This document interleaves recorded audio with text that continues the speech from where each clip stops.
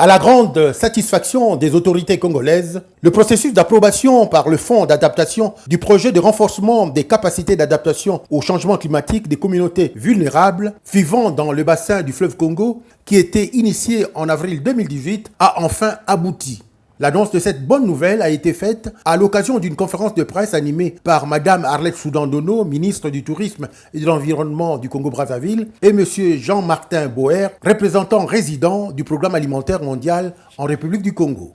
Le fonds d'adaptation garantit un financement de 10 millions de dollars américains pour ce projet pour la période de 2020 à 2024. Ce projet met un accent particulier sur l'accompagnement des populations autochtones, soit 44% des bénéficiaires du projet et des petits exploitants agricoles, pour faire face au changement climatique. Ils seront au total 179 000 personnes bénéficiaires directement de ce projet et qui sont répartis dans 124 villages des départements de la Bouenza, de la Likwala et de la Sanga.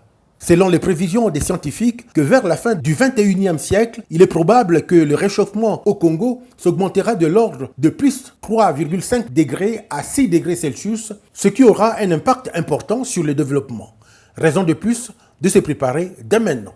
Ce projet, comme son nom l'indique, sera mis en œuvre dans un contexte de lutte contre le dérèglement climatique qui représente, comme chacun le sait, une menace pour la sécurité alimentaire, notamment du fait de l'imprévisibilité qu'il engendre dans les saisons, fragilisant ainsi le processus de production agricole et le développement économique et social.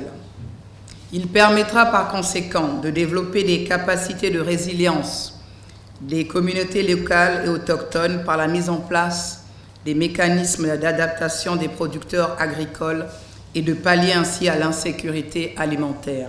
Il sera aussi question de sensibiliser sur les enjeux de ce projet qui comporte 3 phases fondamentales. Multiples interventions sera d'essayer d'équiper les petits producteurs, les petites productrices d'équipements, de techniques, de savoir-faire pour limiter ces pertes post-récolte. Peut-être qu'au lieu de perdre 30%, on perdra beaucoup moins et ça permettra aux gens d'avoir plus de revenus. Il est à noter que ce projet a été validé depuis le 11 octobre de cette année. Durant son exécution, se poursuivront des consultations communautaires entamées il y a plus d'1 an et demi.